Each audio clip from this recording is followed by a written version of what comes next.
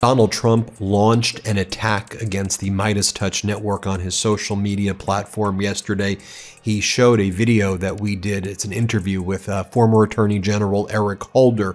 And then after showing that video where Donald Trump attacked Holder and attacked our interview, Trump went on a posting spree with over 400 posts within a 1 hour period. I'll just show it to you here and I'll speed it up so you can see the quantity of posts he was making. And he made these posts last night around midnight. Probably I'll sue her. I'd like to take some money out of her fat ass pockets. Or what she thinks of him. He is a cruel, criminal, mentally unstable man. You've called women you don't like fat pigs, dogs. Only Rosie O'Donnell. You know what's absolutely wild? We're sitting here in 2025 and Donald Trump is still talking about Rosie O'Donnell. I'm talking about a feud that started back in December 2006. That's almost 20 years ago. But here's the thing nobody really remembers, how this whole thing actually started, and just how completely unhinged Trump's response was when Rosie called him out on national television. So let me take you back to December 20th, 2006. Rosie O'Donnell is sitting at that famous table on The View, and they're discussing the big scandal of the moment. Miss USA Tara Conner had been caught partying. 400 posts within an hour, post after post, and some of the most deranged posts you could ever imagine, even by Trump standards. So here was Trump's attack on the Midas Touch network for our interview with former Attorney General Eric Holder. You see right here, you see the Midas Touch logo from his post, and Trump goes, "Obama sycophant, the former Attorney General who did so much to hurt our country and who weaponized against the Republicans and me, known as Fast and Furious, just gave a speech where he emphatically stated above all else, the Democrats will pack the Supreme Court of the United States if they get any chance. The word is he wants 21 radical left activist judges not being satisfied." He then goes on to say that the American people don't want gridlock, terminate the filibuster, and have the most successful 4 years in the history of our country. And again, he shows the interview that I did with former Attorney General Holder. I want to show you now what Trump was posting in those 400 post after post after post after launching that attack on us for our interview with former Attorney General Eric Holder. Just a reminder, make sure you subscribe to our YouTube channel right now. We've got Trump attacking us. We got Fox attacking us. We're leading all independent media right now. We're about to hit 6 million subscribers. You may think you're subscribed, but you may not have actually hit the subscribe button. So please hit the subscribe button right now. So, do you hate anyone more than you hate Donald Trump? No. Why do you hate him so much? Well, he's a liar and a fraud and a fake. And if you grew up in New York, you knew that. You know, he never could get on the Forbes richest men in the world list because they couldn't quantify his income because he's such a liar. Drinking, underage, the whole 9 yards. And Donald Trump, who owned the Miss USA pageant at the time, held this massive press conference to announce he was giving her a second chance. He was positioning himself as this moral authority figure, right? The guy who's going to forgive this young woman and guide her back to the right path. And that's when Rosie absolutely destroyed him on live television. She starts mocking his voice, flips her hair over to one side to imitate his infamous comb-over, and then drops the bombshell that would haunt Trump for the next 2 decades. She looks straight at the camera and says, "Left the first wife, had an affair. Left the second wife, had an affair. Had kids both times, but he's the moral compass for 20-year-olds in America." But she didn't stop there. here are the types of posts that Donald Trump is making. In those 400 posts, he posts this: wild. Michelle Obama may have used Biden's auto pen in the final days of his disastrous administration to pardon key individuals. So Trump is now spreading a conspiracy that the former First Lady Michelle Obama was actually running the White House. I mean, what in the world is he talking about? Then Trump posts the following: John Brennan was never for the American people, especially with his communist background and traitorous actions, from being labeled an assassination czar for Obama's secret drone strike program to running a weekly Tuesday morning kill list with Obama and openly claiming to be Muslim. John Brennan is not someone you can trust leading torture programs. He lied about the amount of civilians that were being targeted and killed under Obama. You see what Trump's doing here? He knows that he and Pete Hegseth have been caught committing horrific war crimes. By the way, their whole operation off the coast of Venezuela are war crimes, and now they've been caught with the double tap or double strike war crimes. And then Mark Burnett gives him this whole entire show and sold it as truth when it was fiction. And America believed it. Donald Trump famously has lots of nicknames for people. I mean, he calls, Kim Jong-un the Rocket Man, for example. He fancies himself as a chance for the Nobel Peace Prize. Which is delusional and probably frontal temporal lobe dementia. What nickname would you give him? Delusional Don. I thought it might be something more imaginative than that. Oh, I'm sorry. There's so many that people have done that are so good. Listen, I don't really go for trying to nickname someone. I try to shame him for who he is and what he is with facts. And that's what makes him so crazy. He's been threatening for 20 years to sue me. You can't sue someone who tells the truth about you.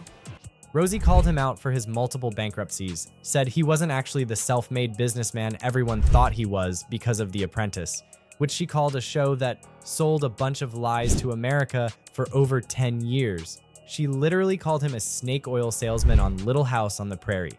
Then, and this is my favorite part, she predicted he'd probably sue her, but added, "He'll probably be bankrupt by that time, so I won't have to worry." The audience was eating it up, and you could tell Rosie knew exactly what she was doing.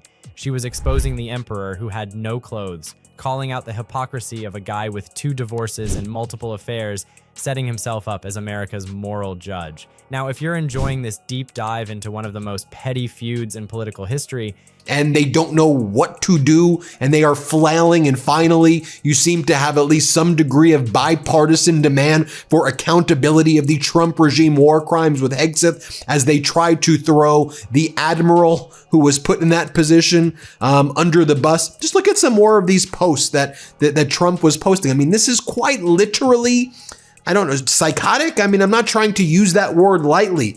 He's posting breathing out CO2 essential for plants and life, framed as planetary poison, even consciousness itself, unconscious bias, you can never fully escape. I mean, it's just the ranting and ravings of a lunatic. Then he reposts this. I'm sick and tired of this fucking pirates, excuse my language. They invade, rob us blind, impose Sharia bullshit, and milk the taxpayers dry with nonstop fraud after fraud. Meanwhile, there's unlimited cash for these inbred savages, but jack shit for our own veterans sleeping on the streets. You're the one defunding the VA, by the way. You're the one ripping away healthcare from people. But this is what Trump's posting. 400 different posts like this. Then Trump posts the following. Donald Trump is not a Democrat. He's not even a Republican. He's a movement. The greatest president to ever live is what he's posting. And then Donald Trump posts an AI video of the president of Venezuela, Maduro, surrendering to Donald Trump. And Trump writes, Well, he is a cruel, criminal, and mentally unstable man. And Duty to Warn was a book that came out when he was first in office. Psychiatrists across the country who don't ever really diagnose people that they don't serve personally came together and made a book, Duty to Warn, to tell the world what a narcissistic, mentally ill person he is. And I think he's the worst thing that ever happened to the United States, and his cruelty knows no bounds. And when he is upset and humiliated and embarrassed, he has no control and he goes apeshit. Make sure you hit that subscribe button. We're covering all the moments mainstream media wants you to forget about, the receipts they don't want you to see. Here's where it gets absolutely insane. Trump didn't just fire back with a statement. Oh no. This man went on a full-scale media blitz that would make any PR professional cringe. We're talking 20+ television appearances in the span of a few weeks. He called into Larry King on his private jet. And yes, he made sure everyone knew he was on his private jet, and started launching every insult you could possibly imagine. He called Rosie disgusting, and I'm not exaggerating, he used that word multiple times across different shows.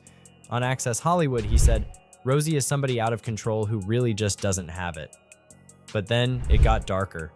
He actually threatened her, saying on camera, "I'll send one of my friends to pick up her girlfriend, and I think it would be very easy." Let that sink in for a second. A grown man on national television threatening to have someone steal his critic's partner. That actually happened. On Larry King, he asked, "How would you like to kiss that goodnight?" talking about Rosie. On Anderson Cooper's show, he went on this long rant saying, "Anybody that has to kiss Rosie, I feel very sorry for." Breaking: Venezuelan president just publicly surrendered to President Trump. Maduro has now turned in state evidence against the Biden administration and is releasing proof that the Biden asked the Venezuelan government to ship Tren de Aragua drug gangs into the U.S. This is obvious AI that Donald Trump, the president of the United States, is posting saying that the president of Venezuela surrendered. This is legitimately insane. This is beyond 25th Amendment territory. This man belongs in a straitjacket right now. Then he continues to make these posts. I mean, look at this one. He goes, fraud, the 2020 election stolen. Then he goes on to say there are many ways to rig elections that are being exploited with operations in places including Canada, Brazil, Australia, South Korea, and the Congo, he says. Then it posts like this: John Brennan, enemy of the people, with photos of Brennan and former President Obama. Now, what's going on here? Why is Donald Trump panicking and freaking out like this? Well, his regime is collapsing right now. Donald Trump's cognitive and physical deterioration has been exposed, and finally corporate news is following the lead of the Midas Touch Network, and they're asking the tough questions, and they deserve credit for asking some of the tough questions as well. Trump's going after you, and I'm thinking, what the hell is going on? I mean, I wake up and there are these tweets and stuff. I know. I was woken up too by a friend of mine in LA who follows it closely, and he's like, "He did it again." You know?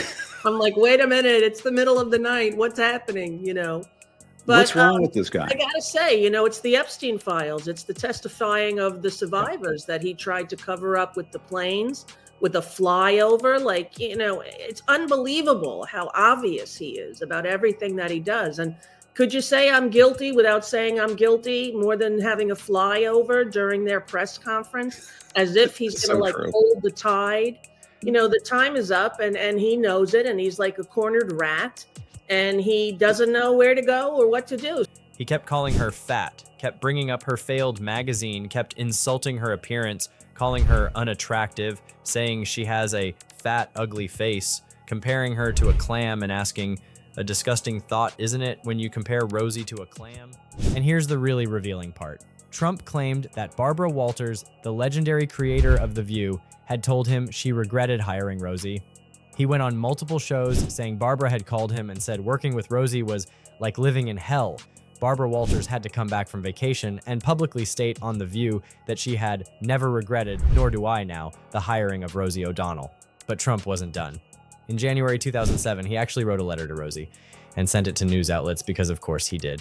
You've got Donald Trump being exposed for engaging in these war crimes with Hegseth. Hat tip Washington Post, they've been doing some great reporting. Hat tip Bloomberg, they've been doing great reporting. Hat tip Wall Street Journal, they've been doing great reporting. And the New York Times has been doing great reporting. Others, of course, The Guardian's been doing great reporting. But let's take a look at what Washington Post reported last night.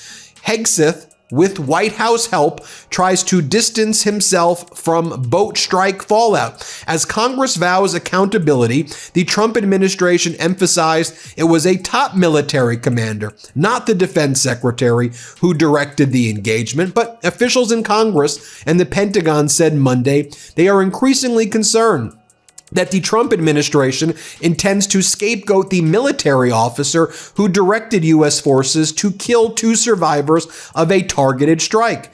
That individual's name is Admiral Mitch Bradley, who now runs Southcom, Southern Command. You know who ran it before? Alvin Halsey. You know what happened to Halsey? He resigned abruptly in October, likely because he saw these war crimes being committed and wanted nothing to do with it. He's a 4-star Admiral Halsey, who was 1 year into his term running Southcom. Rosie O'Donnell, who's had a very, very long feud with Donald Trump, recently tweeted about how Barron Trump, the 10-year-old son of Donald Trump, might possibly suffer from autism.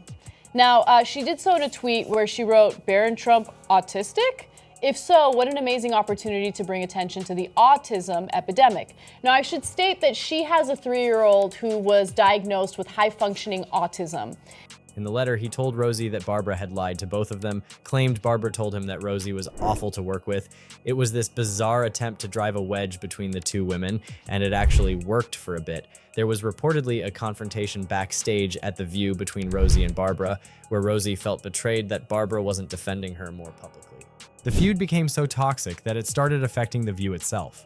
Rosie eventually left the show in 2007, though not before having an on-air blowout with Elizabeth Hasselbeck that became legendary television. But here's where Trump really showed his obsession.